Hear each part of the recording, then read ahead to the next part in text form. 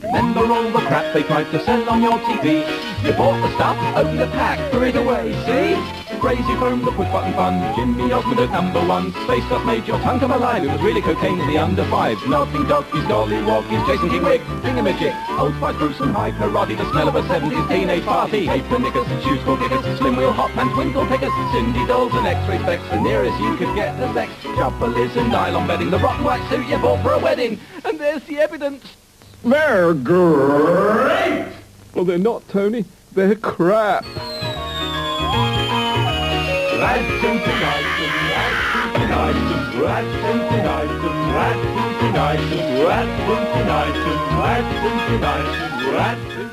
Good evening. My name is Victor. I'm a TV critic. I live in your television set.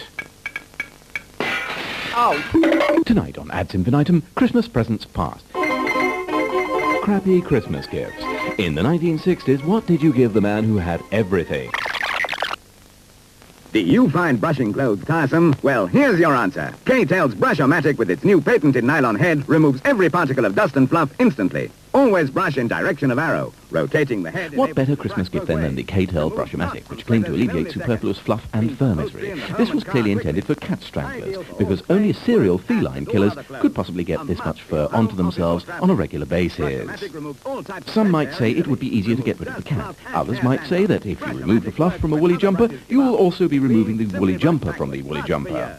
Anything described as multi-purpose means it has no real function at all. In short, the K-Tel Brush-O-Matic was simply a brush with the word O-Matic stuck on the end. Other crappy Christmas gifts for the man who had nothing included... This knife is really dull. K-Tel Majestic Sharpener sharpens your knives this fast and I'm worried about his sanity. He's shouting at me and he's got a knife. And the coup de grace, or in French, the lawnmower. Introducing K-Tel's Hair Magician. This new grooming aid comes with 2 interchangeable heads. Use this, and you will also need 2 interchangeable heads. Number 1, the plucked chicken look. Number 2, rips out hair by roots. Number 3, first sight of blood, and your hairdo becomes a hair don't. Number 4, people come up to you in the street and say, pity about the chemotherapy. Continue. You can now give your family an expert haircut. If you happen to be an expert hairdresser, say. However, for the really adventurous, there was always... the K-Tel Cardiomatic Home Heart Transplant Kit. Give your whole family an expert session of fatal cardiovascular surgery. This multi-o-matic tool removes unwanted pet hair, Washes pets. Actually, some people say that Princess Diana's not unfamiliar with having large organs removed from her body. Whoa! But that's another story. I'm sorry, that joke was older than the Hills. And here they are, Mr. and Mrs. Hills. Christmas fair in 1965. This, incidentally, was the Hills' Christmas dinner. Tum, tum, tum. Find the someone that's hungry, add knife and fork, and raise a smile with plum roast chopped ham with pork. Plum roast chopped ham with pork. Goes down and then comes up. And it was even worse at home when the whole family got together, remembered that they hated the sight of each other, and all decided to get blind drunk for 3 days. And what did they drink? Such drinks as...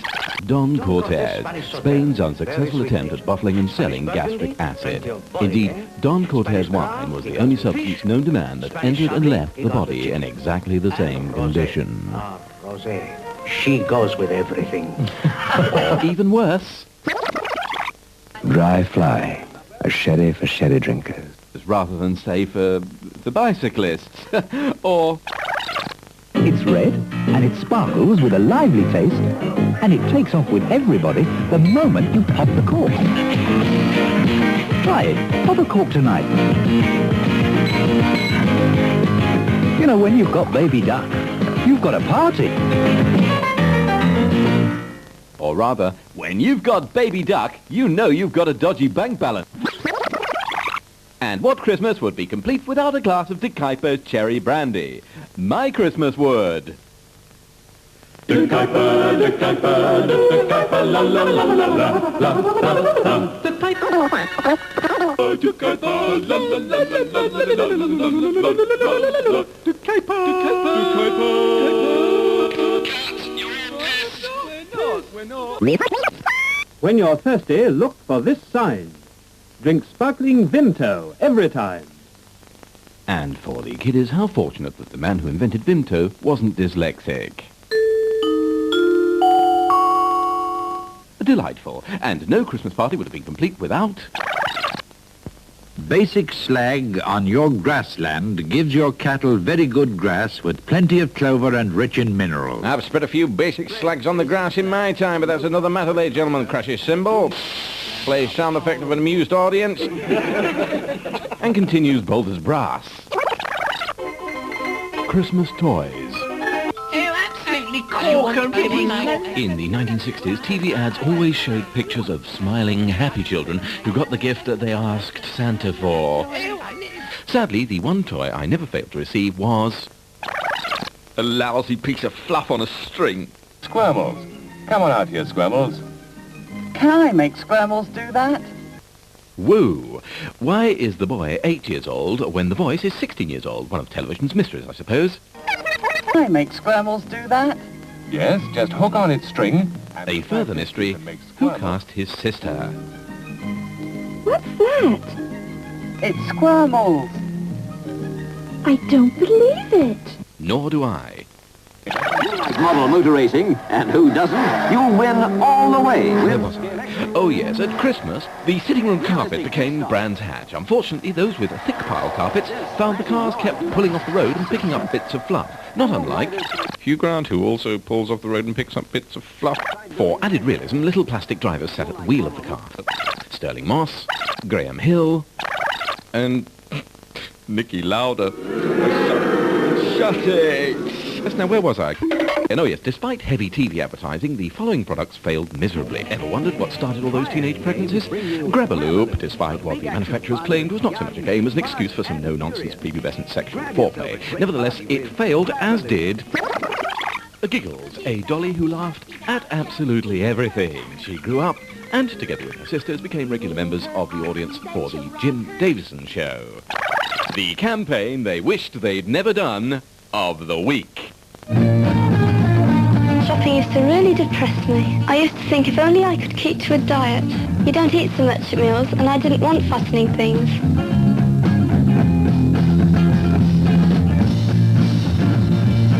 I enjoy shopping now because I can wear fashionable clothes. Thank goodness for AIDS. AIDS? No. No, I mustn't laugh. Tray on head. Ow! Tray, head, ow! Tray, head, tray, head, tray, head, tray, head. Sorry. Some think holiday ads were only ever shown in the summer. Not so. They began screening immediately after the last Christmas shopping ad finished. Holidays abroad? Never again. Third time we've been. Third time we've had tummy trouble. Diacalm for you. Diacalm stops diarrhea. Beats holiday tummy troubles fast. Better now. What do you think? What do I think? I think you're a narrow-minded, jumped-up Sunday Express reading provincial plum rose chopped down with pork-eating, corrida-swilling bigot who probably shouts, "Oi, day, go to the waiter." Still, at least your pals are better, which is good news for everyone. Cheers. You. Last of all, at Christmas, spare a thought for your elderly relatives.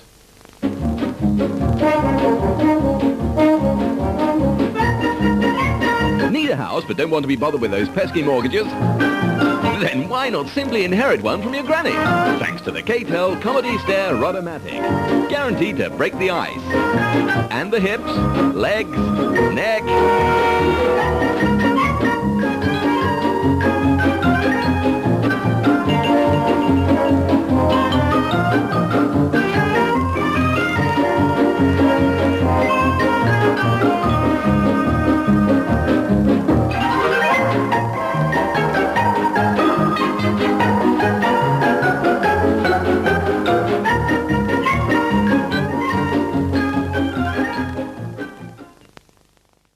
The pack, hurried away, see?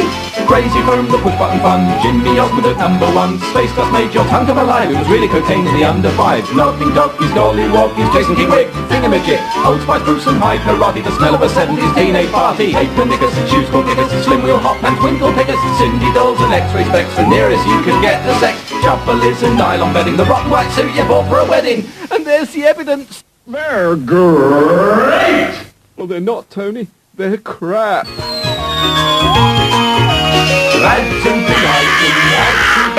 Not another TV program about ads.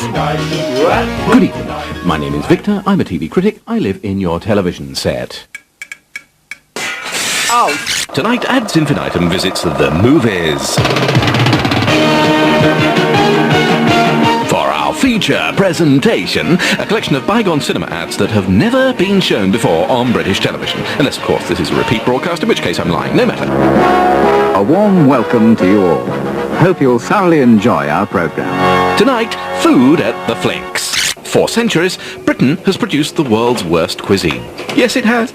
No, don't argue. Don't argue. I mean, if British food was any good, then Bombay and Beijing would be full of English takeaways.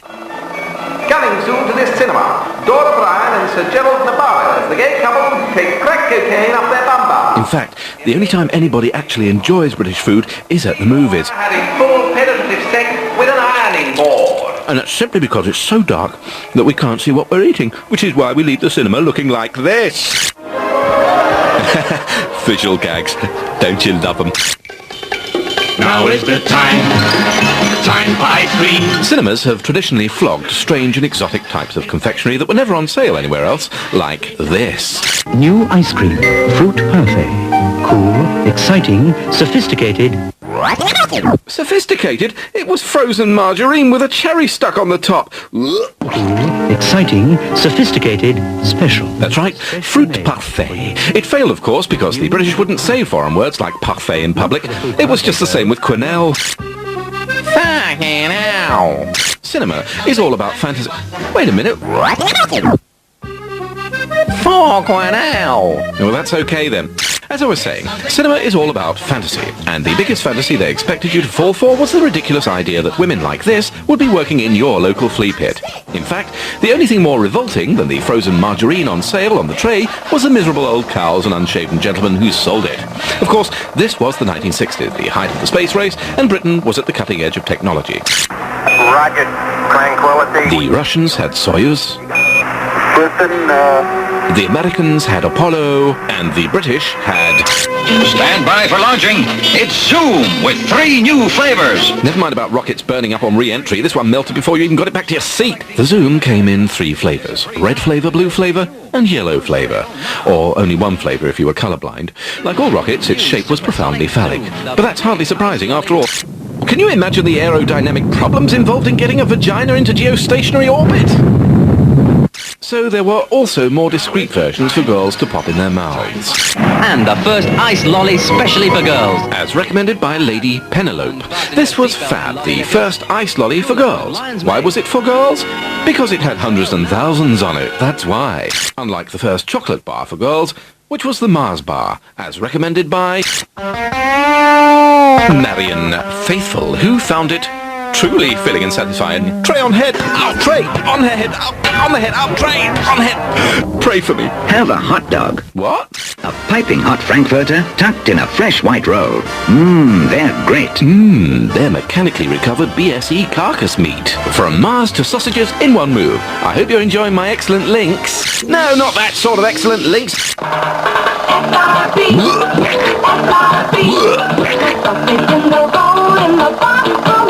Where were we? Oh yeah. Why not try an exciting dab bun with a hot pink streak of skin and gristle? And coated with a great taste of red flavor squirted all over it. Watch a film, then buy an SRB with your friends and chew the fat together and the bits of extruded brain and sinew. As for SRBs, the tastiest and most nutritious part was the box. And talking of boxes, even in the 1930s, people were getting a thrill out of a box of chocolates. But by the 1960s, some people had discovered another method of getting a thrill. Gentlemen sitting on their own they'd place the box over their laps and through the hole in the bottom of the box, they'd toss themselves off. Oh, that's disgraceful. I'm sorry about that. Oh dear, so disgraceful. Oh dear, I'm sorry. You see, I ended the sentence with a preposition. It should be tossing off themselves. Anyway, they did that. They put the thing through the box. A story that makes this trailer more poignant than was ever intended. Had a toss, feeling thirsty. Enjoy a drink with your friends in the Odeon bar. As a child, you longed to be old enough to buy alcoholic drinks, but when you finally could, you discovered that the ones they sold in cinemas were even more disgusting than the non-alcoholic ones. This was not a drink so much as a device for getting women to assume a Y shape after the film. But frankly, you need a damn sight more than a baby sham to see the world like this. What you'd need would be a can of chesswood mushrooms. I think mushroom pie should do very nicely. Chesswood mushrooms. They did button and magic mushrooms. Pass some along, please. That's the way. Pass it along and help others to enjoy.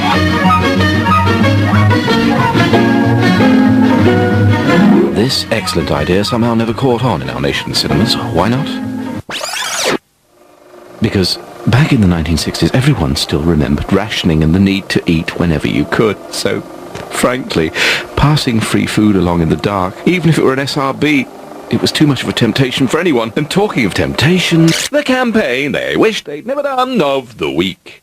When your husband's away, it's such a comfort to have the dog around to take care of you. Passing no comment. Ooh, hey, got any magazines? Where was I? I need a drink. Feel like a vodka? Zamoyski. Never heard of it. It was discontinued. You could always tell a Zamoyski drinker he was the one shouting to himself on a disused bomb site while poor children threw bricks at his shack. Shut up, you little cow sons! Yeah, little kids. And Zamoyski didn't need to be any colour because all that Zamoyski drinkers wanted was the great flavour of getting alcohol into their veins real quick. Goodbye, everybody. Safe journey home. Smashed on 60 Babysham and 10 quarts of Zamoyski from the Odeon bar. Time to jump into that escort and learn something about nature that your biology teacher never taught you. That pillar boxes do nothing for ages, then suddenly leap out at you in the dark when you've been drinking. I don't want to take the chance of being hurt again. I'm sorry, but with a voice like this, she deserves to die. Being hurt again. What I'd like to know is, what does she do with all the money? What money? The money her mother gave her for the singing lessons. Still, at least the caring, sharing NHS connected her up to a Zamoyski drip, straight to the arm in the hospital, where if you live, you'll want to die, because you might meet this human poodle. Oh dear. Wenn man wie ich die 30 erreicht hat und schon einige Falten die Stirn haben, sich auf dieser zu zeigen, so reibe man sich früh morgens nicht zu spät Morpheus Arme aus den Augen. Nein, man hänge die dumpfe Stube an den Nagel, werfe sich den Hut um die Schulter und eile hinaus an die frische Luft, um sie zu schnappen. Ja, und deswegen braucht man nicht immer gleich ins Ausland zu reisen. Nein, zum Beispiel nach Italien, wie in das Land der Pomeronen und Zitranzen, was? Ach, Rom ist auch nicht an einem Tag von der Wölfin gesäugt worden. Oder nach Griechenland etwa, wo die kleinen Kinder Alpha Alpha sagen, wenn sie AA meinen. Nee. Ach. Nee. Meine Damen und Herren, auch ein deutscher Wald, auch hier... Watch next week's Ads Infinitum, mainly because if you don't, your entire family will be wiped out by a serious aeroplane crash. But also because we're looking at some of those Oscar-winning local ads.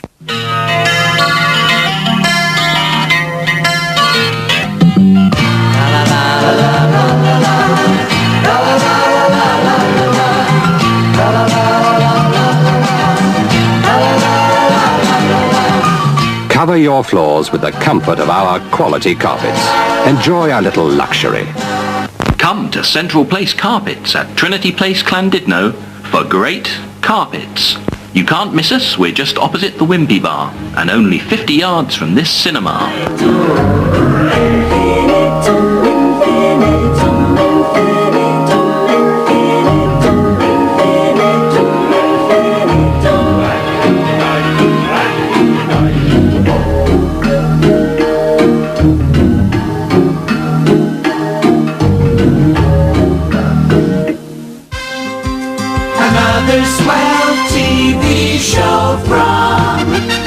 Associated Rediffusion. Remember all the crap they tried to sell on your TV? You bought the stuff, opened the pack, threw it away, see? Crazy from the push-button fun, Jimmy Osmond at #1. Space Dust made your tongue come alive, it was really cocaine to the under fives. Nodding doggies, gollywoggies, Jason King Wig, Thingamajig, Old Spice, Bruce and High Karate, the smell of a 70s teenage party. Apron knickers, shoes called knickers, slim wheel hot pants, twinkle pickers, Cindy dolls and X-ray specs, the nearest you could get to sex. Chopper lids and nylon bedding, the rotten white suit you bought for a wedding. And there's the evidence. They're great! Well, they're not, Tony. They're crap.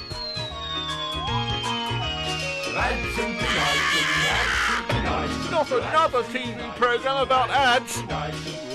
Good evening. My name is Victor. I'm a TV critic. I live in your television set. Ow! Tonight, Ads Infinitum looks at comics. If you were a schoolboy in the 1960s, you had to make your own entertainment. And there were no end of things you could do. You could make a lady's winkle with your kneecap like this, or you could spend the day playing with cheap gifts from comics. It's the Dandy Whirlybird, free with this week's Dandy. Some gift, a meat skewer and a bit of bent plastic. It's the Whirlybird! Oh, I got one too. I bet he has. Frankly, I wouldn't trust my kids with a man who laughs like that and hangs around on park benches. Call the police. Pederast alert. Mr. Policeman. See? What's that? What was that? What's that? It's the Dandy Thunderbang. The Dandy Thunderbang is given free with the Dandy this week. Hi, you little gang, get the Dandy Thunderbang. Oh, sorry. Would somebody translate? Hi, you little gang, get the Dandy Thunderbang. Oh, I see. It's the famous child pop group, the Cleft Palate 5, talking gibberish again. What's that? Yes, that's right. It's always a good idea to make a noise that sounds like gunfire near a policeman. If you want to enjoy some Death on the Rock style shoot-to-kill good old-fashioned honest coppering, then make sure you get your Thunderbang today. So, looking for another means of giving Granny a heart attack so you can pocket your inheritance? Or perhaps Aboriginal strangulation techniques are your bag? The Red Racketing. Not a lot of people know this, but this is how Rudolf Hess garroted himself in Spandau prison. It wasn't suicide or a CIA plot. He was just enjoying playing with his sparky red rackety a little too much. He'd still be alive today if he'd been playing with his flying snorter instead. You see, kids had simple pleasures back in those days. Nowadays, children prefer to snort then fly. Dear. Still, this bunch were obviously on something too. Maybe they were snorting Beecham's powders. Hey kids, you may not get high, but you don't get cold or flu symptoms either. Shall I drive on, sir? Home games! Nobody ever laughed at a comic, so why are these children laughing? Because they're child actors who were paid to laugh. End of mystery. Hardly a three-pipe problem. Watson. Bimbo presents a wonderful free gift this week, Tip-Top Tiddlywinks, to give hours of fun and enjoyment. Snap the counter and whee! It's in the box. It's free in Bimbo. It's not hard to see why this comic folded. It folded because it had a neat crease down the middle. No, wait a minute. It folded because it encouraged the idea that the best way to enjoy it was for three people to read one issue together instead of buying one each, and that's absolutely terrible for circulation, as is tying your wrist tightly together or rolling elastic bands up your thighs. That's terrible for circulation too. It could make you go deaf! Jackie, the big colour paper for with it girls. Deaf. Well, why else is this man shouting at me? Why doesn't he just get a bit nearer the mic and talk normally? It hurts my brain. With it wear to suit your thirst. Plus... Where was I? Oh, I remember. I was a 1930s big band crooner broadcasting to the workers of a cake factory over their tannoy news that the next item on Ads Infinitum might be about paedophiliacs. The next item on Ads Infinitum, just very well might be about paedophiliacs. Boys, look at this. Boys, look at this. Definitely call the police. Hey, kids, always be wary of men who say, boys, look at this. Next thing you know... Hello, Terry. Want a lift home? My mum says I'm not allowed to say no. Boys, look at this.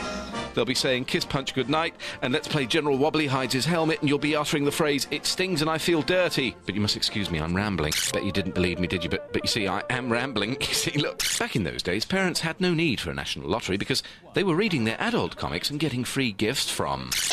The Weekly News, the world's first spinning newspaper, and the eminently unreadable My Weekly. My Weekly, the go-ahead magazine with first-class stories. This was a magazine that thought its women readers were so thoroughly ill-prepared for domestic life that it used to give them basic free gifts like this. This easy-to-read tape measure. Bloody tape measure! We all know what the young lads use that for, don't we? I'll give you a clue. Of course, it's unfair to suggest that these magazines were simply full of stories, knitting and patterns. It's full of stories, knitting and patterns. There were lots of other things in there for fluffy-headed ladies. Recipes for sumptuous-looking food, knitting sweaters, babies, baking, cat strangling, knitting socks, slimming exercises, knitting your husband the exciting stupid bastard look sweater, babies, personalities. John Curry, where does he go from here? I'm afraid Jesus wanted him for a sunbeam, as well as making all kinds of sauces and see if affairs end in divorces. Think I'm joking? I want to make all kinds of sauces and see if affairs all end in divorces. I want free patterns. Patterns. Bloody patterns. No, they were wholesome magazines, and you can't say fairer than that. See, I told you. You can't say fairer than that. I know I'm right. You can't say fairer. Tray on head. Ow, Tray on the head. Ow. Where was I? Oh, yes, I was in her flat strangling Lord Lucan's nanny and trying to impress Jodie Foster. No, that's not at all right. Back to comics. And for the girlies who didn't want to worry their fluffy little heads with men's things like football or going to war, they were given poppers. Judy, the exciting picture story paper for girls, has a super free gift. This pop bead bracelet. Girly comics always followed more literary pursuits. Diana, the famous picture story paper for girls, presents this charming day-by-day book, a gift that will last you the whole year. It's super for keeping your little secrets. Like plotting your first period, say. Super! But time for our quiz of the week. Which famous person did this little girl grow up to become? Yes, you guessed it. Jeremy Beadle. Our winner... Mrs. Tootsie Pickles of Leominster wins a free barium meal at a hospital of her choice. She tells us she'd like to see Germany's answer to Bernard Manning, Heinz Welch, doing his famous TV routine about children's comics. Wenn man wie ich die 30 erreicht hat und schon einige Falten die Stirn haben, sich auf dieser zu zeigen, so reibe man sich früh morgens nicht zu spät Morpheus Arme aus den Augen. Nein!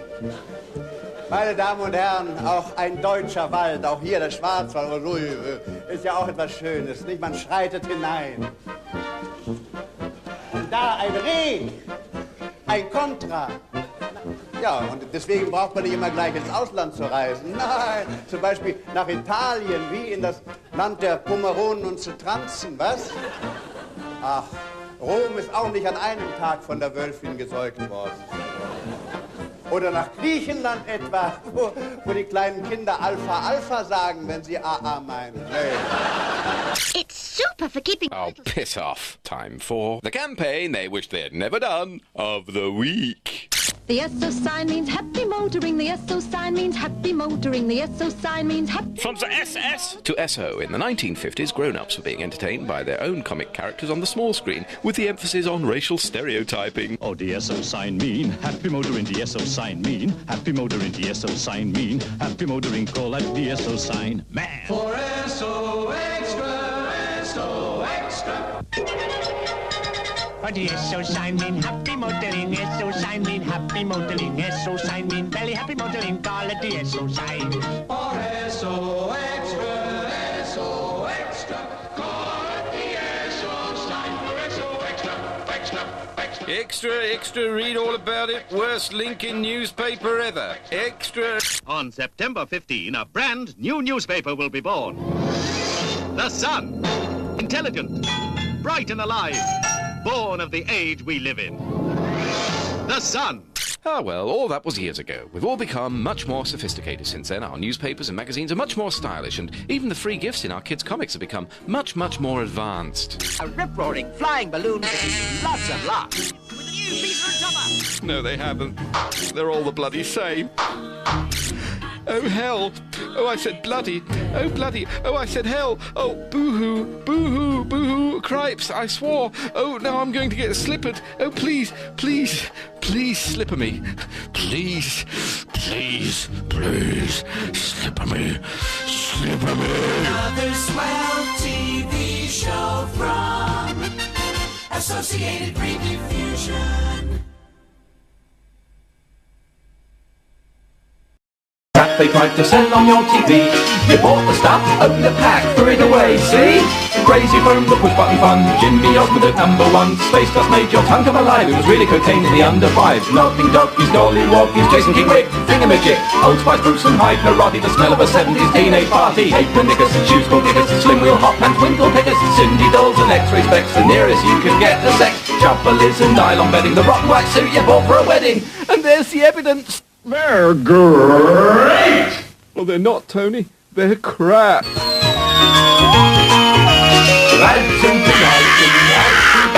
Not another TV program about ads. Good evening. My name is Victor. I'm a TV critic. I live in your television set. Oh. Tonight, Ads Infinitum returns to the movies. You enjoyed the movies. Like to know what the stars do. Ah, the magic of cinema. Glamorous people, beautiful scenery. Trouble was, while you were looking at irresistible, no expenses spared Hollywood gloss on the screen, you're actually sitting in a highly resistible, all expenses spared flea pit in Leominster. But there was much, much more to do in Leominster than just visit the cinema. Why, the most glamorous way to spend an afternoon there was... For a salon that carries out hairstyling at the highest degree and employs a highly skilled staff to cope with any creation, coupled with a first-class service, all at moderate prices, make an appointment with a... Come to Jane's, 10 Long Street. Don't miss our Tuesday afternoon special. Blue rinse and blow dry, only 2 and 6 for pensioners, and only 50 yards from this cinema. Jane's, specialising not so much in hairdos as hair don'ts. Here's what else there was to do in Leominster when the cinema and the hairdressers were shut. Sun, sea, sand. Yes, there's none of it in Leominster, though it's still a great place to buy a house. Because if the Building Society repossesses it, you won't mind. For TV, radio and all electrical appliances, a visit to our showroom will be worth your while. We've the largest selection in town. Yes, life in Leominster's so dull that the locals' favourite pastime is taking it in turns to drown each other in buckets, but I digress. Oh no, not that joke again. We did it last time. It wasn't funny then. I say, haute couture, your bag? Fashion, dresses, suits and coats in latest fashion for you. Milan, Paris, New York, Leominster. The world's 4 great catwalks. Come to Longley's, 36 West Street, Leominster. It's Leominster, you silly sod, not Leominster. Only 50 yards from this cinema. Voice starts high and then goes all low, and where there's a fashion industry, there's bound to be a movie studio. For personal attention by experts in all photographic and audio equipment. What a pity they couldn't get their own audio right. See and hear a comprehensive range of both. On show within 100 yards of this cinema. Few people know this, but Hitchcock lived in Leominster and used to bring all his films here to be developed too. Sorry, I mean Eric Hitchcock, the fishmonger. He kept the best slab in the Midlands. Crashes cymbal, plays sound effect of audience laughing, and moves on Boulder's brass. Boost your business with all the action, sound and colour of the big screen. Voice starts all low and goes high. Of course, you may have wondered why local firms bothered to advertise at the cinema at all. Well, it's probably because ads like this convinced them that it was a good idea. It's probably cheaper than you think. Unfortunately, they probably thought it was going to cost less than 8 and 6, which is why they ended up making ads like these. Buy a used car you can depend on. What did he say? Buy a used car you can depend on. As opposed to a used car you can't depend on, I suppose. You can see how successful these ads were because Ads Infinitum has sent out its film crew, and 20 years on, here is Taylor's Garage. I understand that the day the business crashed, it was raining Datsun cogs, tray on head, ow, tray on head, ow, tray on head, ow, and one more for good luck. Ow! Remember that photographic shot I showed you? I'm sorry, I seem to have damaged my frontal lobes with the tea tray. Remember that photographic shot I showed you earlier? You could get everything developed. Well, now everything there is undeveloped. But at least you can still find the latest Paris fashions in the haute couture shop. If you buy a copy of Vogue there, 3rd shelf up on the left. And Leominster Electronics did so well, it's now a chain store. A bicycle chain store. Yes, for luxury bankruptcy, try advertising in your local cinema. Only 200 yards from the debtors' courts. In fact, the number of businesses still running after advertising in their local flea pit can be counted on the fingers of a twice-convicted Saudi shoplifter. No, I see this twice-convicted Saudi shoplifter has won his appeal there. Meanwhile, back in Leominster, there just aren't enough hours in the day to savour what we call the Leominster experience. The choice is yours. You can go to the toilet, or if excitement's your bag, why not try blinking? Or how about committing a series of violent, apparently motiveless murders around the town, each more gruesome than the last? You see, the devil made me do it. I must drive him out. Tray on head. Tray on head. Pray for me. But back to Leominster. Feeling hungry? For perfection in wine, food and atmosphere, this must be the restaurant of your choice. Look at that Spanish wine. It looks, and I bet it tastes like it's been fermented in a disused swimming pool. As for the salad, all I can say is I've never seen a lentil with 6 legs before. This must be the restaurant of your choice. Yes, wine and dine her at the Criterion Steak and Lounge Bar.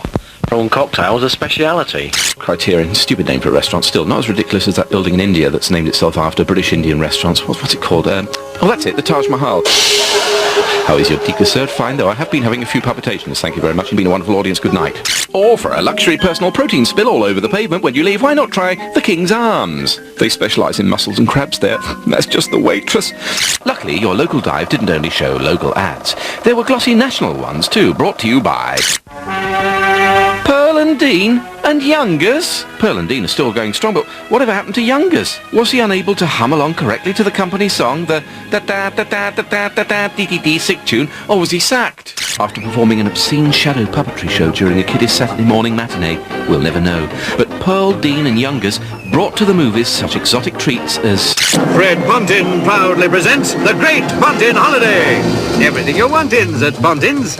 Non-stop fun, free for all the family. All in The Great Pontin Holiday. The doyen of Britain's lack of concentration camps, where idle, unwashed scumbags could enjoy exactly the same shit food they ate all year at home, only with sand in it. And from the producer of The Great Pontin Holiday comes Pontinental, son of Pontin. Continental's own hotels and holiday villages promise you carefree fun in the sun. Or they could even go abroad and still enjoy exactly the same shit food, only with added dysentery and sand. Don't miss your Great Pontin Holiday. But some say that once Youngers had left the triumvirate, Pearl and Dean lost their edge. Judge for yourselves. The campaign they wished they'd never done of the week. The famous Forth Bridge, and this is John Watson speaking. I'm here to carry out one of the can't-see tests with the new Churchman's Tip. The men who maintain the bridge are helping me during their lunch break. Each of them is smoking 2 cigarettes, an untipped cigarette and a Churchman's Tip. It's a genuine can't-see test because the end of each cigarette is concealed. Which cigarette do you prefer? This one. Which one is it? The Churchman's Tip. Thank you. Oh dear, you may think he's a lousy actor, but I'll have you know he spent 3 weeks at RADA. Admittedly, he was only painting the walls, but... I'm sorry, I must be erect. As you've seen, back in the 1930s, audiences would stand for anything. I mean anything, even for the King at the end of a performance. God bless the royal family. Queen Mother visited the East End bombs, was dropping King Tampax. Nobody mentioned the shoplifting tray on head. Out, do a tray on head. Out, I feel better. Of course, by the 1960s, we were all standing for Queens instead, which must be why the management started wishing us a gay and exciting new year. To a gay, exciting new year. Here's to you a happy, happy 1964.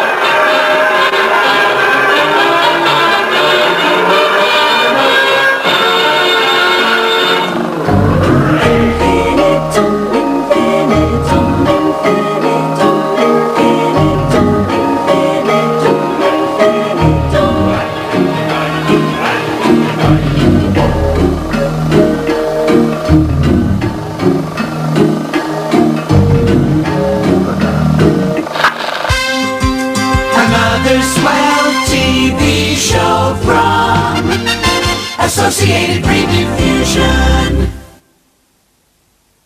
Crazy from the push-button fun, Jimmy Osmond at #1. Space Dust made your tongue come alive. It was really cocaine in the under fives. Nodding doggies, gollywoggies, Jason King Wig, Thingamajig, Old Spice, Bruce and High Karate, the smell of a 70s teenage party. Apron knickers, shoes called kickers, slim wheel hot pants, winkle pickers, Cindy dolls and X-ray specs, the nearest you could get to sex. Chopperlies and nylon bedding, the rotten white suit you bought for a wedding. And there's the evidence. They're great! Well, they're not, Tony. They're crap.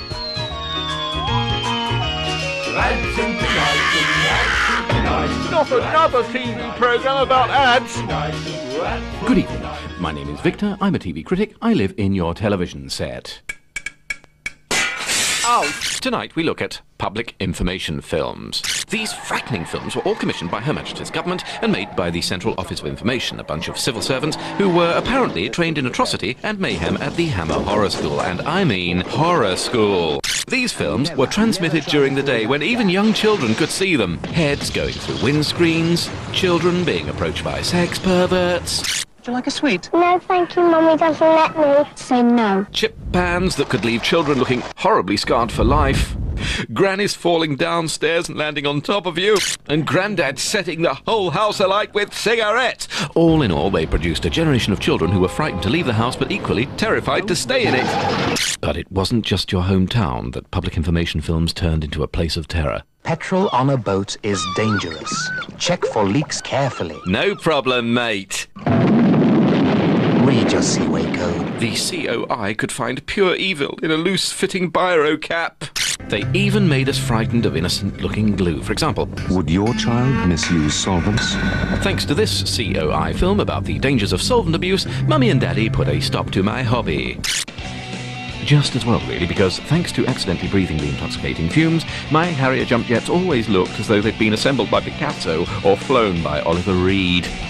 Talking of aeroplanes, why oh why oh why oh why oh why spells yo yo yo yo yo yo yo yo, sorry, but why oh why if aeroplanes are so destructible and black boxes are so indestructible, then why isn't the entire plane made out of the same material they make the black box out of?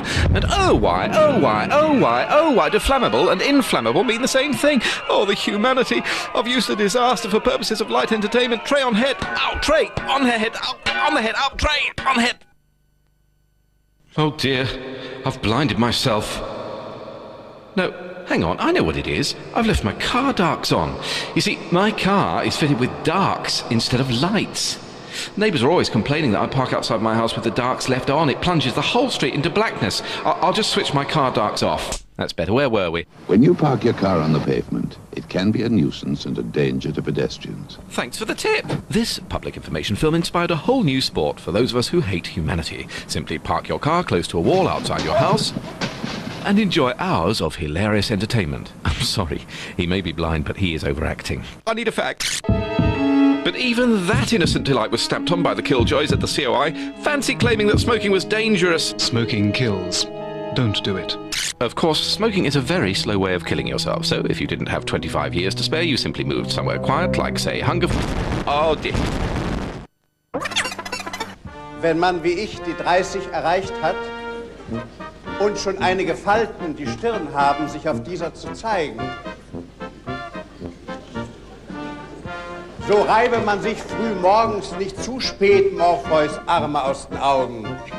Nein, man hänge die dumpfe Stube an den Nagel, werfe sich den Hut um die Schulter und eile hinaus an die frische Luft, um sie zu schnappen.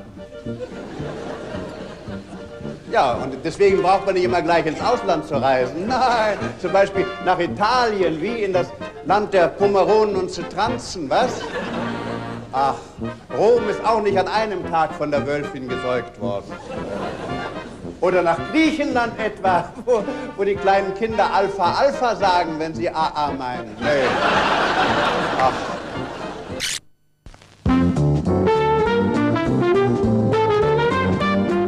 People who know about guns know about safety too. At a shooting club, they will learn how to handle a gun safely and how to improve their shooting skills.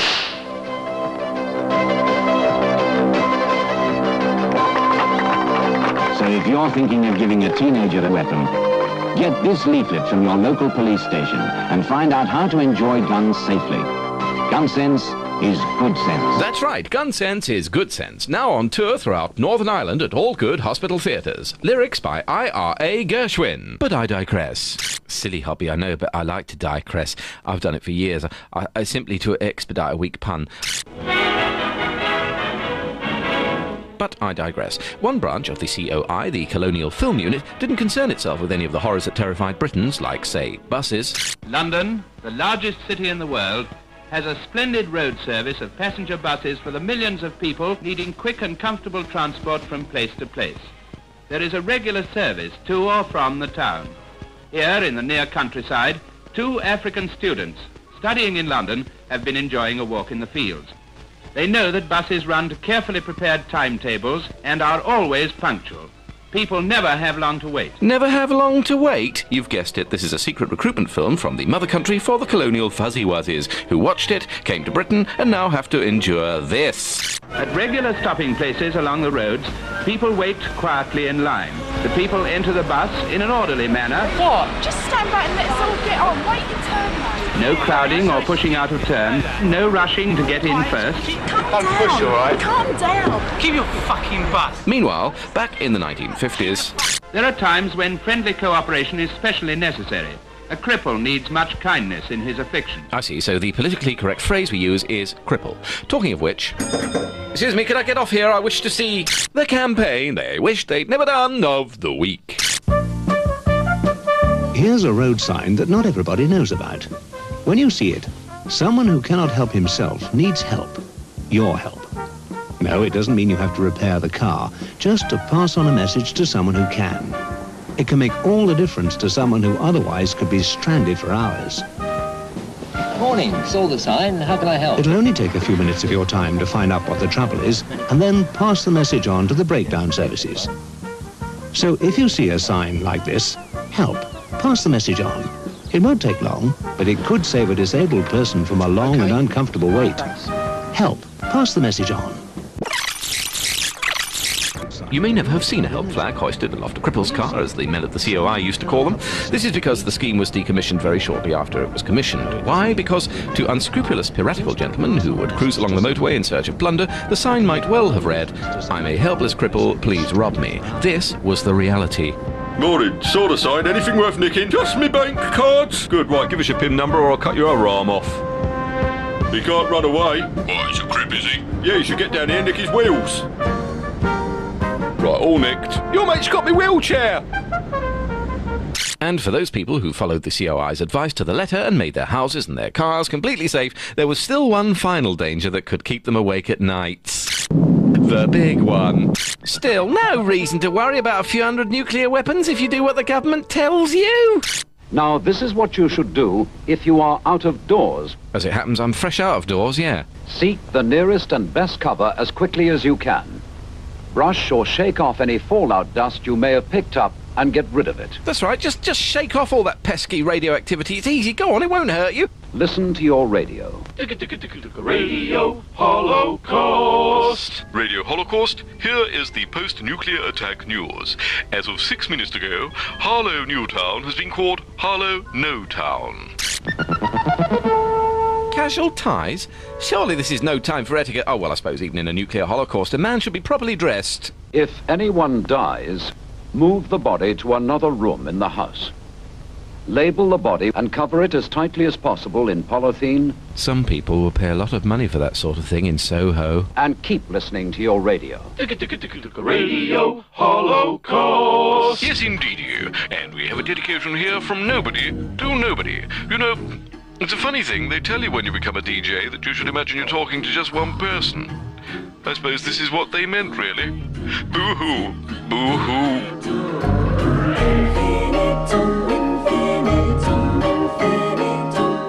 Brand new comedy coming up on BBC Two. The sketches come thick and fast on the big train next.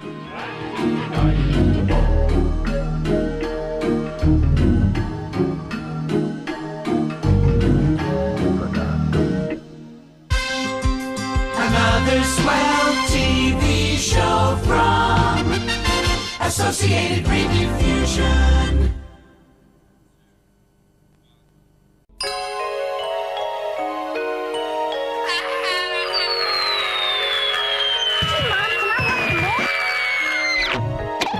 Not another program about TV ads. Hi, honey, I'm high, honey, I'm high, honey, I'm delicious Ovaltine.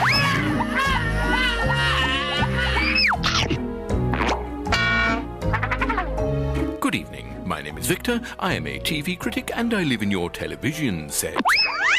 Tonight, Ads Infinitum looks at products so ghastly that they were left on the shelf even longer than Anne Widdecombe. Like this. Pocket coffee. Pocket coffee. An idea so truly dire that the product lasted in the shops for only 2 weeks. Why did it fail? It's strong. How long have you got? It's great. Pocket coffee had all the allure I really enjoyed that. of a chocolate liqueur, only without the booze. It tasted like diarrhea water and was taken off the shelves in espresso time. That is, once customers realised that as soon as they put it in their pocket, the coffee would leak out through the chocolate, leaving unsightly brown stains about the crotch. Well, that was my excuse. Talking of pockets and organs, there was no excuse for the defunct stylophone pocket electronic organ, an instrument so tinny and nasty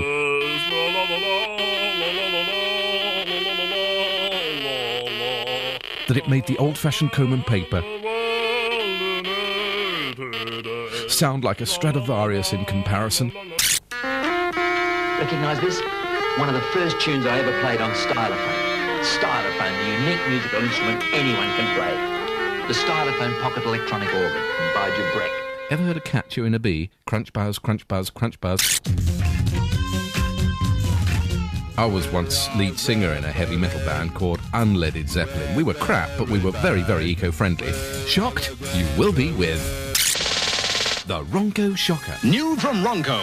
Add a sparkle to your life. Break the ice at parties.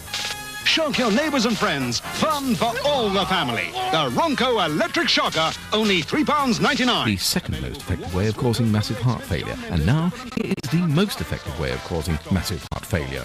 Aha, fried sandwiches. Made with Kraft Dairy Lee. Spread 2 pieces of bread with Dairy Lee. Sprinkle one of them with finely chopped fried bacon. And we're ready to... have a heart attack. And why not? All the ingredients for a major coronary are here. Fat, lard, more fat, bread, fat, and more lard. Now let's fry. Fry in the hot bacon fat until it's crisp and golden brown both sides. Dairy Lee is still available in the shops, I hear you cry. True. But not the half-pound blocks. So fuck off! I'm trying to run a fucking comedy programme here, not fucking Jimmy Young's food phone-in on Radio 2. Sorry, I blame the schools. Barbary and savage beatings. La la la la la la la la.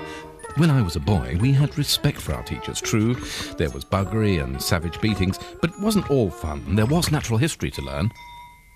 Make tracks. Make tracks. Make tracks with Wayfinders, the adventure shoe that's perfect for school. And it's got a secret compass in the heel. Wayfinders, the only shoe with animal track soles. So realistic, it looked like 10 tiny, one-legged animals had escaped from Lilliput Zoo. Why, that's a national press story. Hold the front page. Today, the first newspaper in colour 7 days a week. Sadly, instead of bringing us tomorrow's newspaper today, the Today newspaper soon became yesterday's news every day. I'm ready. Why did this first colour newspaper fail? I'm ready. In fact, a paper that every day will be blue, yellow, green, brown. Well, it had all those other colours, but it wasn't red. I'm ready. Oh, we know you are, darling. Order your Today, today. Perhaps editorially it was just too stroffed. Yes, I said stroffed. As Andrex found to their cost, there are certain words that refuse to enter the English language, no matter how much airtime they're given. Stroffed was one. Strong and soft. Make stroffed. Only Andrex is stroffed. And I suspect that the advertising executive who thought of it was stroffed in the head. And here's another. Frood. Frood. A cross between frozen and food. Frood consisted of a range of boil-in-the-bag produce which tasted like shite. In fact, there's only ever been one worthwhile use for a boil-in-the-bag frozen dinner, and that is to get rid of annoying waiters in restaurants who keep trying to make you order more food. You want more side dish? No, thank you. Extra bhaji? No. Dal? No. Pickle? No. Raita? No. Papatam? No. Simply attach a thawed boil-in-the-bag casserole, open your jacket and say, "Thank you, but I seem to be quite full. Need I say more?" Frood went the way of Cadam. So called, presumably, because it rhymed with madam. Either that or the copywriter was dyslexic, because it very soon became Camé. Cadam just didn't catch on, you see, because it sounds like the highly dangerous element cadmium. And heavy metal and facial beauty have never really gone together. See what I mean? We're very bad. We only have one skin. Yeah, and have you seen her one skin recently? We only have one skin. We boys have got 4 skins. And to think I once wanted to get her in the back of my Ford Anglia and make the windows steam up and wear out the rear suspension while I pleasured her with my ample legs. Nowadays, I'd rather pleasure Anne Widdicombe in my Ford Anglia. Hi, Anne. Hello, big boy. Jump in and let's make our own yoghurt. Teeth in or teeth out? Teeth out, but be gentle with me. I've not yet been rendered. Oh, it's going all wobbly. Oh, wobbly. Oh, not in the face. Not the prostate. Not with a hat pin. Switch on the headlights, please. I can't see a blimmin' thing.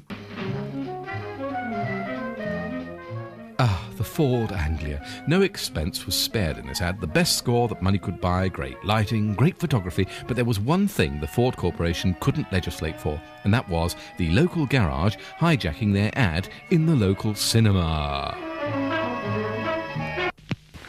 Impress your lady wife with a brand new car of your dreams from Reed Motors, Vicarage Road, Sidmouth. This week's special offer, buy an Anglia and win a case of Chum dog food.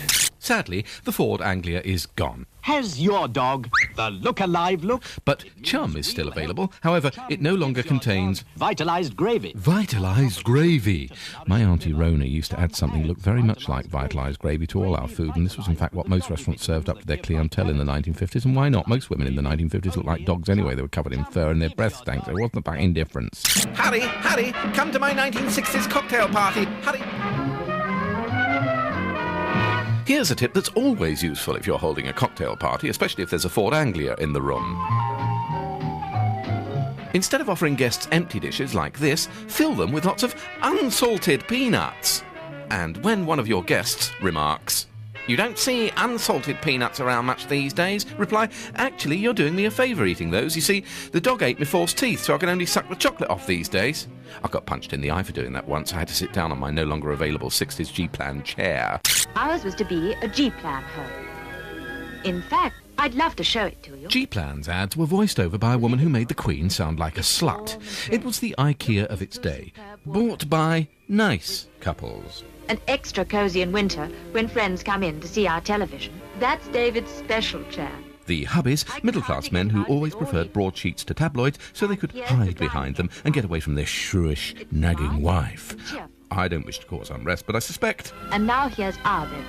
This G-Plan bed didn't see a lot of G-spot activity, I reckon. Isn't this dressing table lovely? Where are they now? She took to drinking in the mornings, he took to drinking in the afternoons. The once fashionable G-Plan chair is now covered in piss and resides in a twilight home, and the once fashionable husband and wife are also covered in piss and residing in a twilight home. Oh well, all things must pass, all flesh is grass, all human life is there, and all TV programmes must end sometimes in mid-sentence.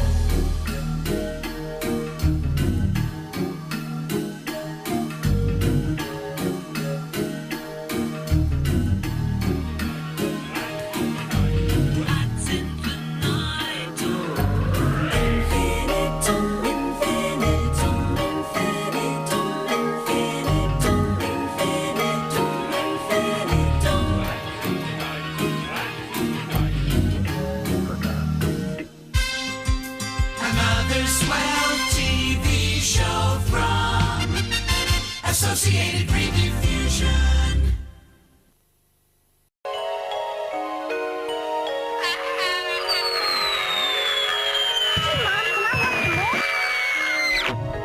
Oh, not another program about TV ads. Hi, honey, I'm high, honey, I'm high, honey, I'm high.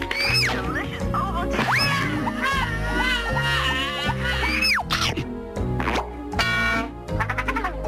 Good evening. My name is Victor, I am a TV critic, and I live in your television set. Tonight, Ads Infinitum looks at holidays in Britain, which was so good that even the French traditionally cross the channel to stay in our holiday camps. Don't believe me? Madame Dubois, monsieur, how are you both? Very well, my friend, and delighted to return to England. Not a holiday in England. But certainly. Yes, another very happy fortnight in your Butlins. Our country has nothing so good as Butlins, as many of my countrymen have discovered. Or of such good value. Think of all the free entertainment. We laugh at your Butlins cabaret. Hang on. Perhaps he's being ironic. No, on second thoughts, he's pretending to be a kidney dialysis machine. He's taking the piss out of us. Every evening something new to do. And always there is dancing. And another night sampling your wonderful English drinks. Sampling the wonderful English drinks? Indeed. Which ones can he mean? Perhaps he was referring to the unfortunately named... Go gay, gay, gay with Gamers. Gamers Old English Cider. Their next campaign was Go Queer, Queer, Queer with Gamers Beer, which frankly plummeted. Oh yay! As did the wonderful English drink named after the category A drug. We make E. E. You like it, really like it. And to think we always go to France. But for a holiday without any worries or troubles. And such fun! You cannot beat your Butlins. This is what Monsieur and Madame Dubois expected us to believe Butlins to look like in the 1950s. In reality, it looked like this. Ever wondered what fat people do in the summer? They stink. Oh yeah, and they go bungee jumping, and being fat, their cables snap. Hope I've given you something to think about. You know, You've given me something to think about. I'm glad. Just hold that expression, will you, while I explain to the viewers that the British people didn't want to go abroad chiefly because they'd heard that the French ate snails. They were, of course, disgusted by this because Brits empathise with snails. Keep holding that expression, please. Try not to blink. In fact, we're so snail-like as a nation that we even drag our houses around with us when we're on holiday in our caravans. Invariably owned by a pillar of the community types who like to wear string-back driving gloves and drive at 20 miles an hour in the middle of the road, and did a lot of charity work with gullible children who couldn't speak. No, I mean, couldn't speak. This Dunlop ad promoted the caravan as a way of escaping from urban existence and returning to nature to find our true selves.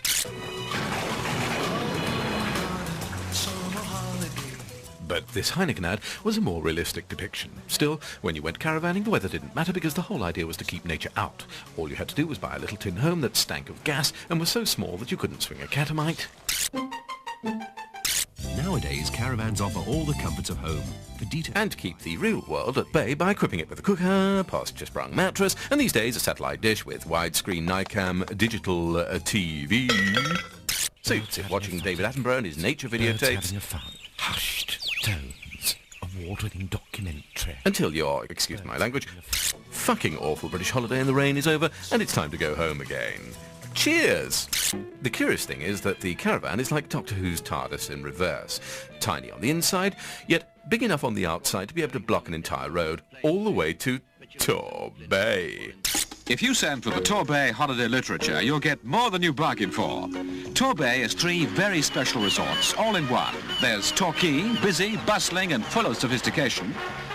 Paynton is a paradise for children, lots of safe, sandy beaches. Torbay, a town twinned with nowhere, but he's planning a suicide pact with Chechnya. And those sad bastards driving to Torbay would be sure to fill up their shitty little car with the cheapest possible petrol, like... There's an ICI petrol station just along here. Oh, if you used ICI petrol all the time, you might save enough to afford a bigger car. But hold on, why does the mother, whose brain seems to be exposed to the element sound called blimey, yet the daughter makes Princess Margaret sound like Frank Butcher? You're running low on petrol. All right, Mother. ICI, the big-name petrol that suits your car and your pocket. Time for a quiz set by Ads Infinitum's very own scientist, Professor Kurt Flith. What single factor unites caravan people? Is it A, that they all wear a neck brace, or 3 Vickers, an item of neckwear which means that the driver can only look to the right if he turns the entire car right? They all share the same rare talent of being able to stick their heads right up their fundaments, thus being completely oblivious to all other road users. And the answer is C. Caravan people invariably own a budgie. That's bought a budgie. Everybody loves a budgie. Pretty budgies talking budgies. Isn't he pretty? Quietly, he's new. Come along. Hello. He talks. Then you can teach him more. Teach him. Jack and Jill went up the hill. Whoa! Hold on a second. Look at the father's expression. He's a child molester. And who the hell was paying for this ad? The British Cuttlefish Company? The Acme Budgie Cage Corps? Everybody loves a budgie. Budgies love to talk. Budgies are lovely presents. Choose one at your pet shop. Fly away, Budgie. Fly away to that other British holiday destination, the Lake District. Lake Coniston. Link. Donald Campbell does it again. And BP are doubly proud that Bluebird did it again on BP fuel and lubricants. Donald Campbell was a BP man through and through as he thundered along in his Bluebird. Bluebird actually lifts herself up out of the water at speed and skims along on 3 tiny planing surfaces like this. That was the theory. This was the reality.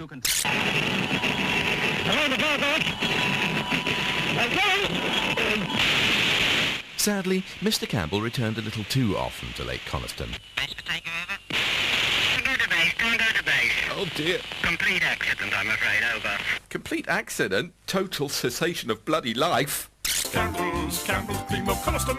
Ah well, at least his death was not in vain, because his demise gave rise to a new gastronomic product. Campbell's cream of Coniston. back in the 1960s, if you were still stuck away in your caravan with the rain bucketing down and David Attenborough nature programs on the telly, you could at least express your holiday defiance by buying a finger, which takes us fueled on the heady fumes of ICI petrol to the campaign they wish they had never done of the week. Pederast alert! It's from Walls. It's new, tasty too. It's the finger. Pederast alert!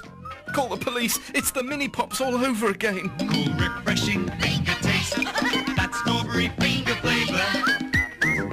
Disgusting! It's the finger from Walls. Why disgusting? Do you have to be told? Because the finger contained traces of tartrazine and other colourants, that's why.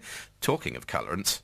Some of them are yellow, some are green. Pretty budgies, some of them are green, some are blue. Talking budgies. Yes, the relentless budgie campaign continues. Lyrics in colour, film in black and white.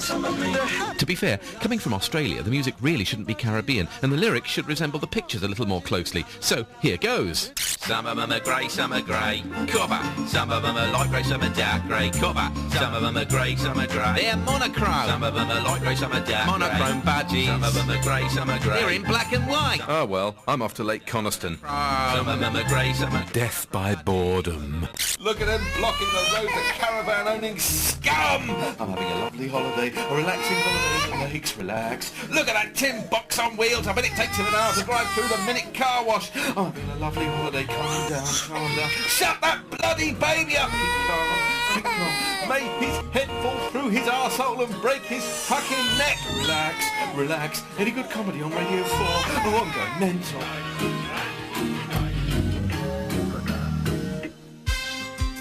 Another swell TV show from Associated Rediffusion.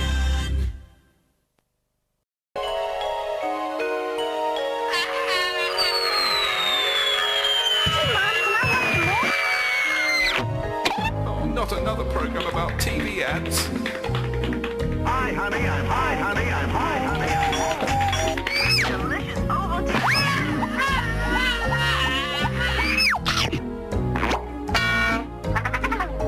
Good evening. My name is Victor. I am a TV critic and I live in your television set. Tonight, Ads Infinitum looks at holidays again, but this time abroad. Holidays abroad? Never again. Oh no, not you again. Third time we've been. Third time we've had tummy trouble. Diacalm for you. Diacalm beats holiday tummy troubles fast. Where was I? Oh, yes. These are the last beans you'll have for a fortnight. We won't get any in that Continental Hotel. Nobody ever really wanted to travel abroad because British food was so delicious. I want to be sick. Ralph! Look at her.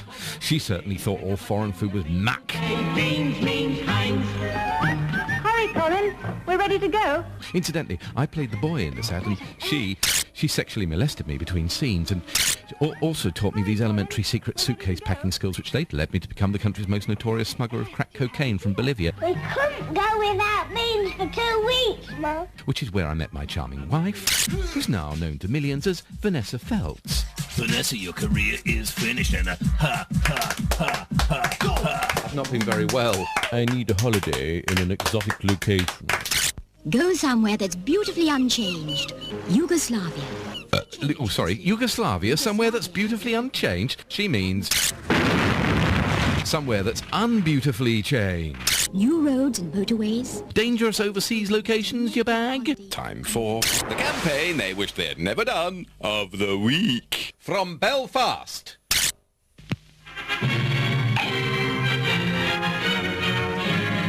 And the toast is the bride in a gown from the Jean Miller Bridal Salon. On that special day, we'll dress your little lady to look like a princess.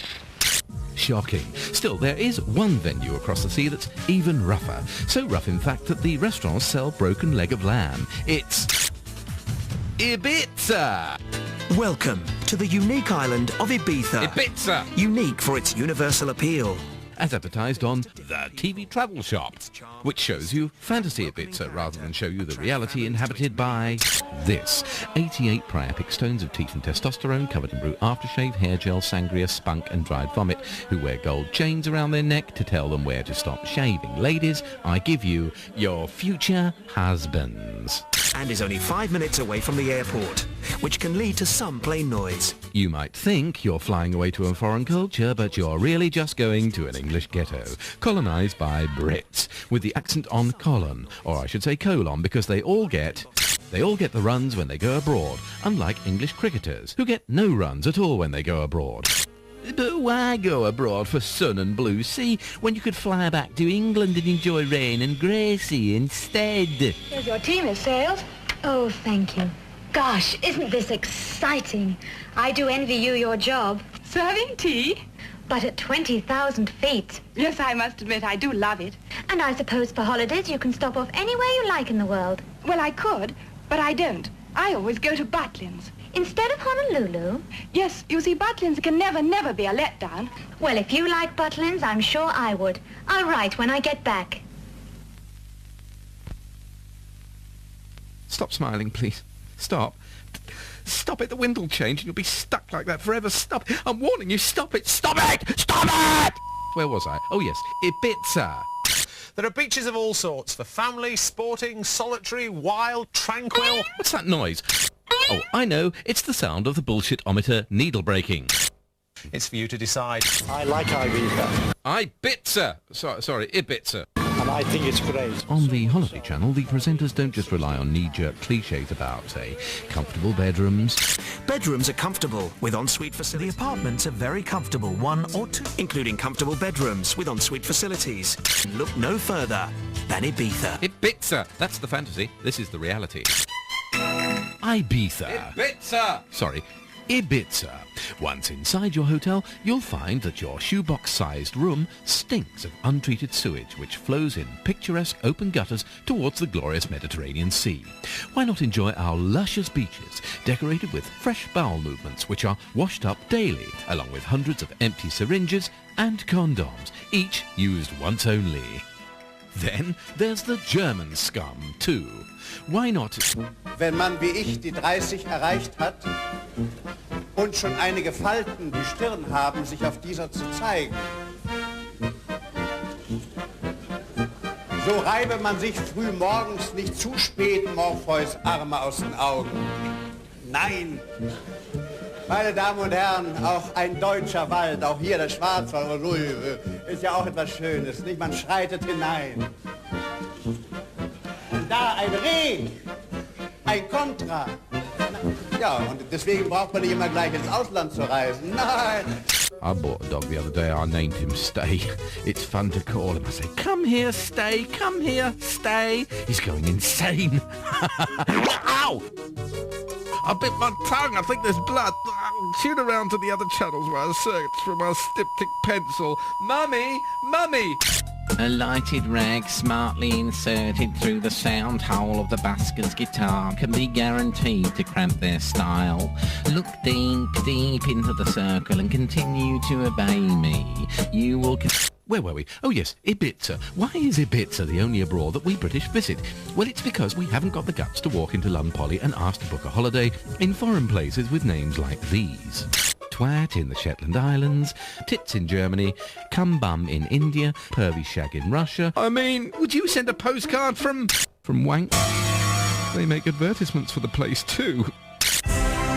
This year, why not come to Wank in Bavaria? The fun never stops in Wank. Skiing, partying, there just aren't enough hours in the day to enjoy the full Wank experience. Set in beautiful Garmisch-Partenkirchen. Finally, if you do holiday abroad, remember the food will probably be foreign, so remember to pack a trunk full of sliced British loaves. Or even better, buy a bread-making machine from the Idiots channel, QVC. This is today's special value. This is Alison Dubois. Hello. I love your name. Madame Dubois, monsieur, how are you both? Dubois, of wood, I think that means. It does. Or even better than that, do what I do. Phone them and pretend to be a drunk driver called Ernie from Dagenham. Well, while you're doing that, actually, let's go to the telephone lines and talk to Ernie from Dagenham. Hi, Ernie, how are you? I'm literally great, Dave. Thanks very much for taking the time to have a chat. It's literally a pleasure, mate. You got yourself today's special value, have you? I'm literally on the M25 in my car, mate. Oh, right. I'm doing 90, and I've had a few drinks. Literally. Shut it, Keegan. Hold on, Dave. Some wanker just cut me up. Oi.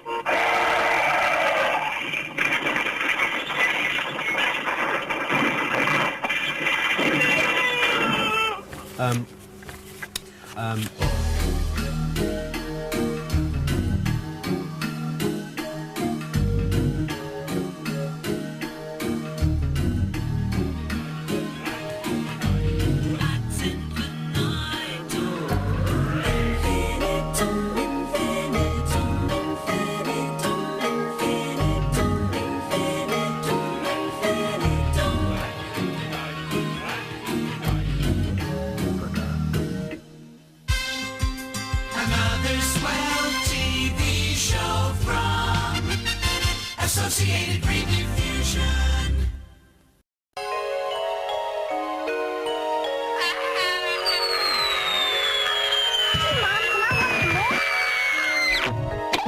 Not another program about TV ads. Hi, honey, I'm high, honey, I'm high, honey, I'm delicious Ovaltine.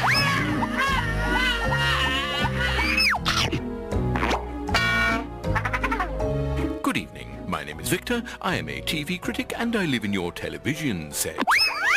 Tonight, Ads Infinitum looks at fabulous British cuisine. I want to be sick. Ralph. Heinz cream of tomato soup.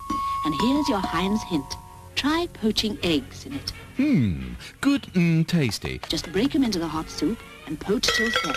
What a great idea. Salmonella of raw eggs cracked into the great taste of lukewarm orange citric acid and whey protein. What a blend of flavours. Ads Infinitum's very own Professor Kurt Flith tried this recipe out under laboratory conditions. And it came out just fine. Heinz baked beans. Could we have another delicious Heinz cuisine hint, please? And here's a Heinz hint. Try sprinkling them with grated cheese and browning under the grill. Wretch. Ooh, wonderful. Oh, well, it's not nice, but it won't kill you. In fact, it's good, tasty, filling, healthy, full of So is alphabetti spaghetti, by the way. It's full of and W's. And F's. And dear me. Whip pan, quickly, quickly, I said whip pan, whip pan, whip pan!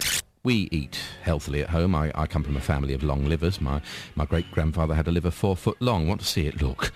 Ooh, I could eat it up. I love offal. In fact, I have so much iron in my blood, I set off the metal detectors at airports. I do. Hello, faggot lovers everywhere. He's bold. I have a message for you from Birdseye. Birdseye faggots will appeal to your whole family. My great-grandfather didn't like faggots. Birdseye even suggests that people who don't like faggots could enjoy these. Oh, dear. This awfully written ad, was as unfortunate for Mr. Rodney Bewes as the following commercial was for the estimable Boots the Chemist. Another aid before dinner. And the marvellous thing about AIDS is that no one knows you're dieting. But you. Incidentally, if you've had the AIDS and you've been eating faggots, you might get boils. Katie Boyle. I'd like to introduce you to a new kind of hostess. The Echo Hostess. Freeze frame. Back in the 1970s, the word hostess didn't have the salacious overtones that it does now. That was long before the world knew anything about madams accepting luncheon vouchers for arranging sex orgies, then pretending that men were simply coming in for a meal. I'm always having people in for a meal. Whoa, eh? Whoa, eh? But they often turn up late. So when I've cooked the food, I just pop it into here. And it keeps everything hot and succulent for hours. Oh, first-class idea. That gives the food enough time to dry out while the E. coli germs are multiplying. Lunch at Katie's, dinner in hospital. Are they capers, or do you have a rabbit in the kitchen? There's the roast. And the vegetables. Ralph. I don't know how I ever managed without one. Look at the silly cow. Wonder if she's been on the sherry. Talking of which, he may be a legendary cinematic figure nowadays, but Orson Welles spent most of the 1960s flogging any old garbage. The summer temperature here at the Domecq Vineyards can reach 100 degrees. Including sherry like this that tastes like it's been fermented in a disused Spanish swimming pool. Nature's very wonderful. A genius but a lying bastard. But Orson was an irascible man, and he ended up giving advertising men short shrift, as the following never-before-shown exclusive footage proves in the campaign they really wish they'd never done of the week. We know a remote farm in Lincolnshire where Mrs. Buckley lives. Every July, peas grow there. This is a lot of shit, you know that. Orson, you did 6 last year, and by far and away the best, and I know the reason. The right reading for this is the one I'm giving it. I spent 20 times more for you people than any other commercial I've ever made. You are such pests. Now, what is it you want? No, I think... In your depths of your ignorance, what is it you want? Whatever it is you want, I can't deliver because I just don't see it. Sadly, not all voiceover sessions are as successful as my famous ad for Iraq Dates. When you feel like something sweet, make it a date. Iraq Dates without stones. As opposed to married Iraqi women who go on dates, then get stoned in every sense. Apropos of nothing, do you think Chinese blind people use white chopsticks? Let's ask a non-English speaking Cantonese woman.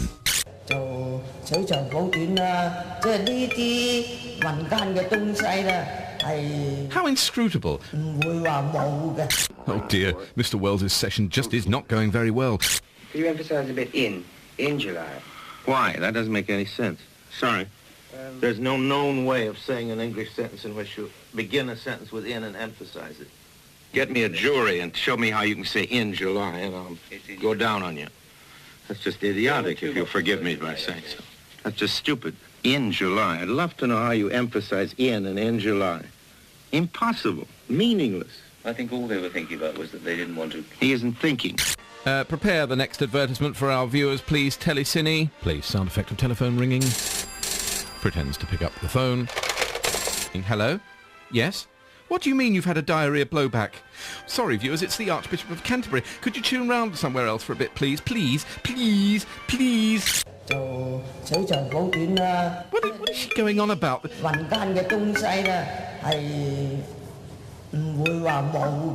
course, the best British cuisine comes from everywhere except Britain, especially from India.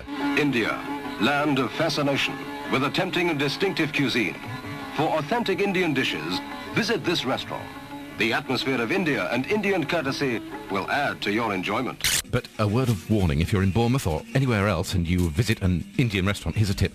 Don't eat the mince on the counter before departure. Don't. Why not? Because gentlemen drink 50 pints of lager. Oh, another pint of lager, Gunga Din. And they go and strain the potatoes.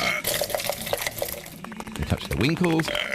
And then they do not wash their hands. Yeah, fuck it. They then walk up to the counter to pay, but before they leave, they rummage about in the mint bowl and leave germs everywhere. So remember, watch out for the mints when you leave an Indian restaurant. Otherwise, you could end up in a coma for a week. Gunga Din, I'll have a pint of fucking Gunga Din cider before I go. Actually, you can't buy Gunga Din cider anymore. I miss it. Me and my mate Joe Churchill, we used to go to this Chinese bince house for dinner, and after one glass, we'd be totally bonged.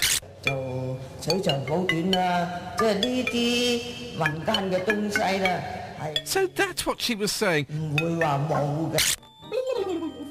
Oh dear, she's off again, silly cow. Katie, after all that wonderful cuisine, would you care for a postprandial smoke? Remember this startling headline that flashed across the front pages a few weeks ago? Smoking habits shorten life. Or have you pushed it to the back of your mind, trying to forget it?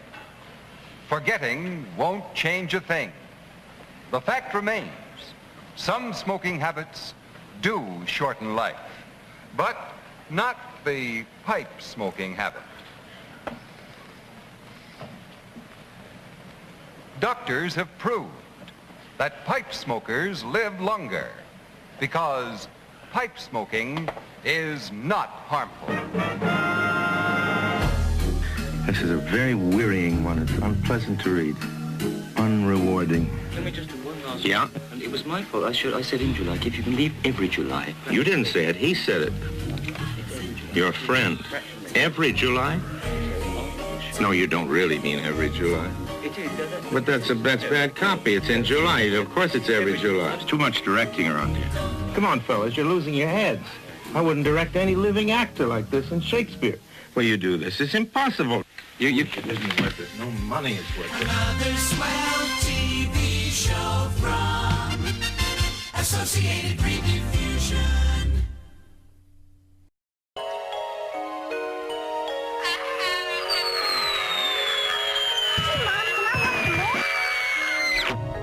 Oh, not another program about TV ads. Hi, honey, I'm high, honey, I'm high, honey, I'm high. Delicious Ovaltine.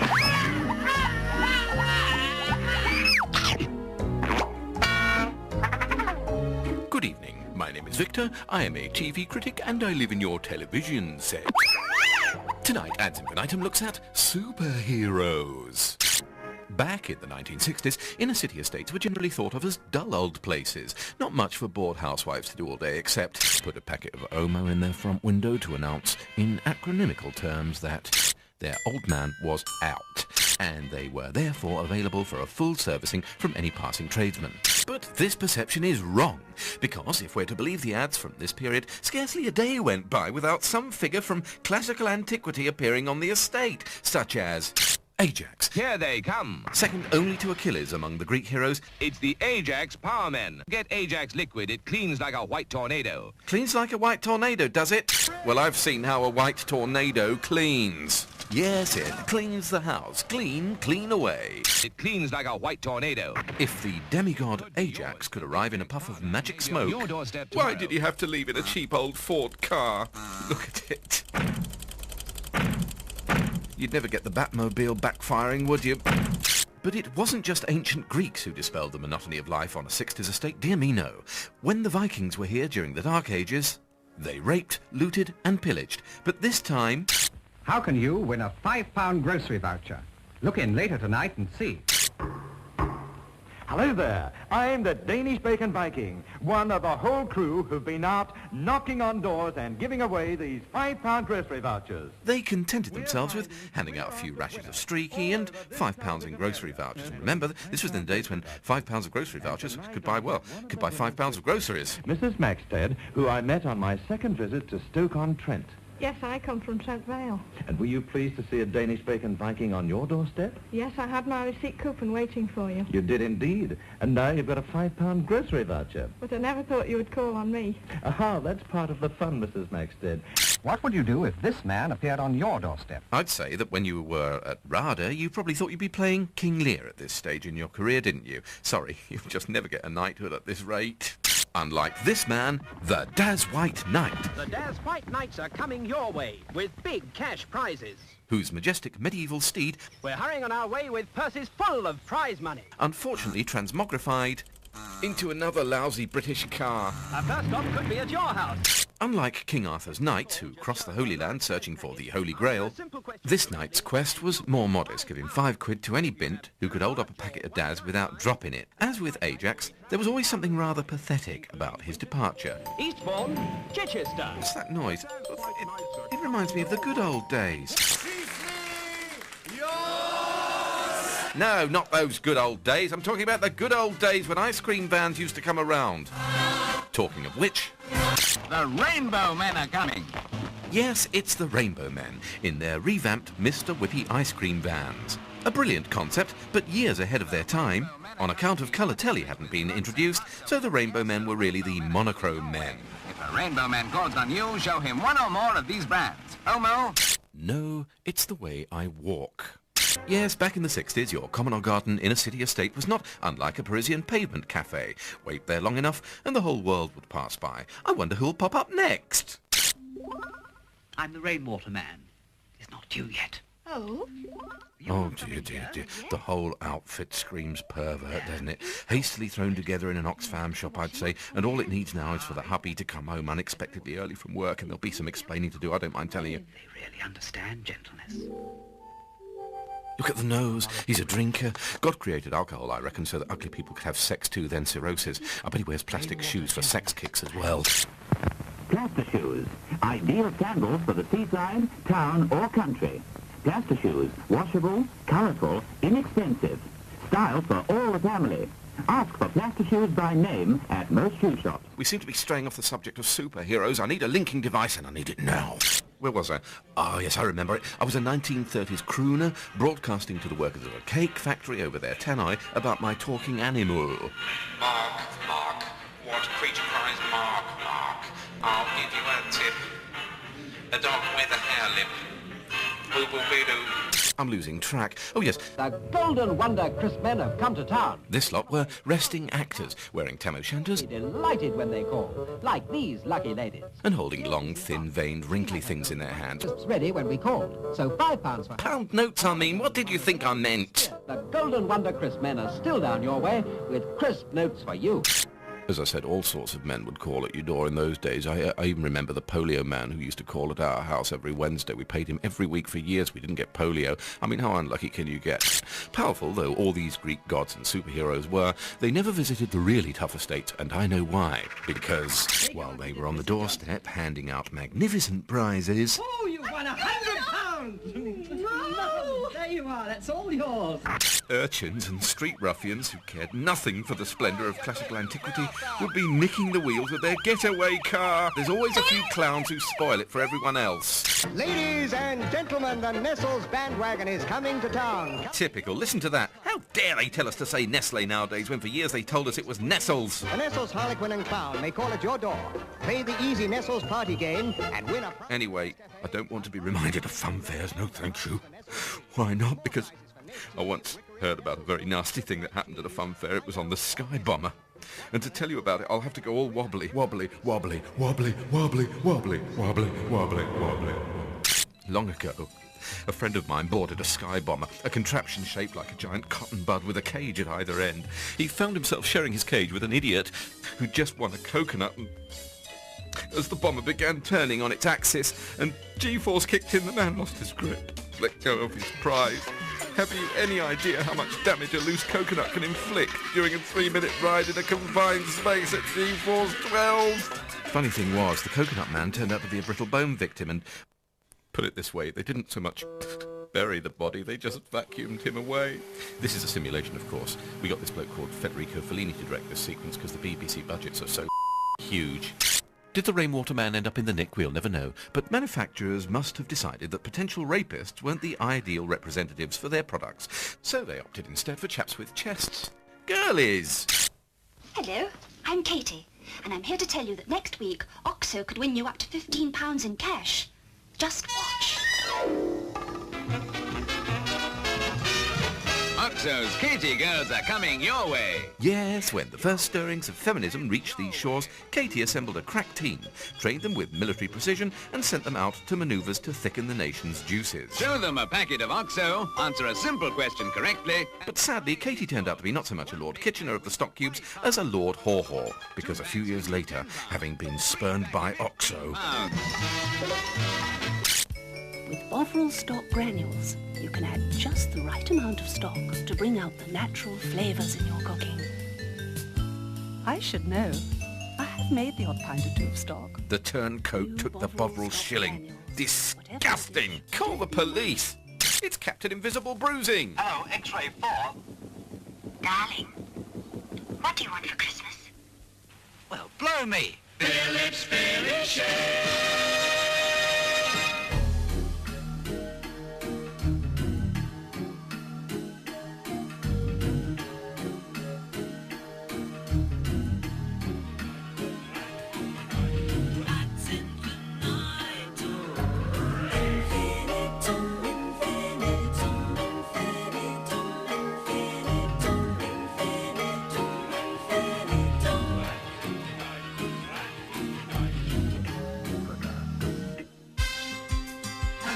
Swell TV show from Associated Rediffusion.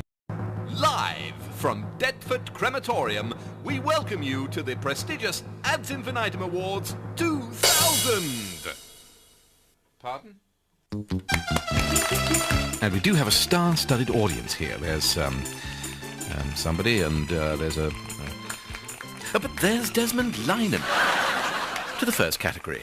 The most patently disingenuous TV trail of the year. Strong favourite is Tony Parsons, another Listen to his sheer sincerity. Muhammad Ali did more than anybody this century to fight racism.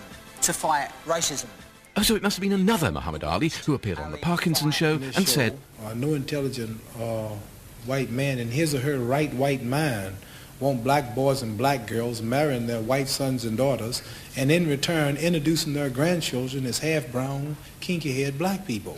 Muhammad Ali did more than anybody this century to fight racism.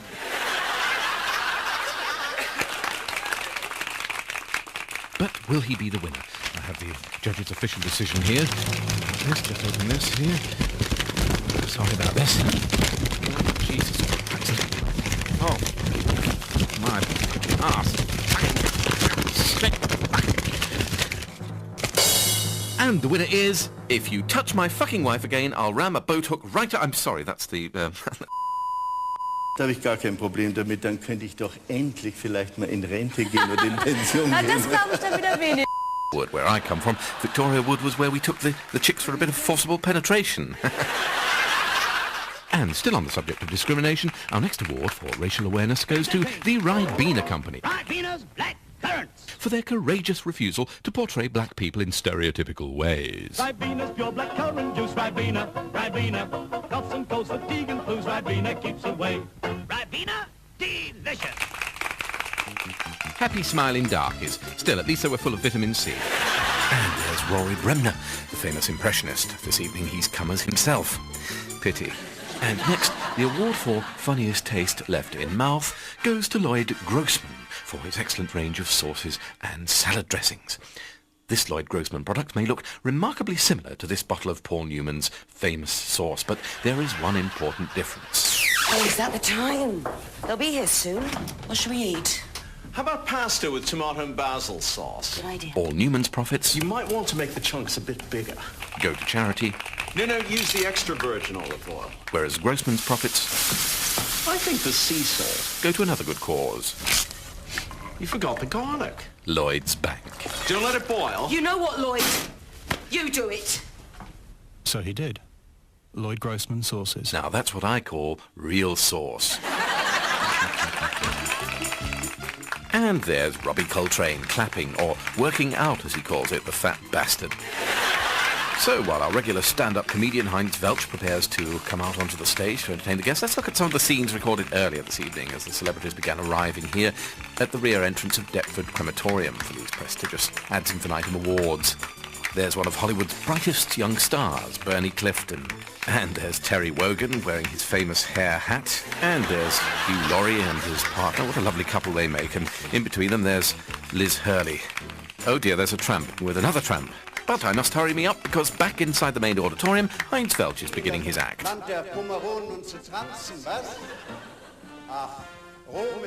Wenn man wie ich die 30 erreicht hat und schon einige Falten die Stirn haben, sich auf dieser zu zeigen. So reibe man sich früh morgens nicht zu spät Morpheus Arme aus den Augen. Nein! Meine Damen und Herren, auch ein deutscher Wald, auch hier der Schwarzwald, ist ja auch etwas Schönes, nicht? Man schreitet hinein. Und da ein Reh, ein Kontra. Ja, und deswegen braucht man nicht immer gleich ins Ausland zu reisen. Nein, zum Beispiel nach Italien, wie in das Land der Pomeronen und Zitranzen, was? We'll move right on now. The atmosphere here is... Well, the atmosphere is a sort of massive aeriform fluid which surrounds the Earth, or come to that, any other planetary or stellar body. But we're running very late here, so I must hurry me along to the next prize, which goes to the most relentless use of the word literally. And that literally goes to Rob Locke, star of TV's special school QVC. Literally. Watch closely as literally in the space of minutes, Mr. Locke literally manages to prize the word literally into literally every other sentence. You can literally pop that over the top of the bottle. Just literally pull back on that. Literally all you have to do is, I mean, it literally cuts through. You can literally pour all your ingredients into it. But the fact is that it literally takes you no more than... you literally put the lids on and then there is a pump which... you can literally bung it over the can and serve you. And I understand we can now go over live to the head offices of QVC where the staff have literally prepared a little thank you speech for us. You're very welcome. I'd like to say personal thanks to Victor Lewis Smith as well for being one of our stalwart supporters. Fuck off, you pair of failed Butlins redcoats. Talking of which, last year Butlins won the Lifetime Achievement Award for 50 years of sterling work, incarcerating the British lumpen proletariat in concentration camps on the south coast each summer, thereby leaving Provence and Tuscany free for the toffs. This year, they're receiving a posthumous award, the Not a Sodding Chance Trophy, for this spectacularly unwise attempt back in 1957 to persuade us that the nation's top barristers were also flocking to Butlins. Looking for this brief, sir? Ah, yes, Butlins. Let's see, page 5. That's the one we're going to this year. Is there a difference, sir? Well, the surrounding scenery is different, but the standards are always the same. That's why we rely on Butlins.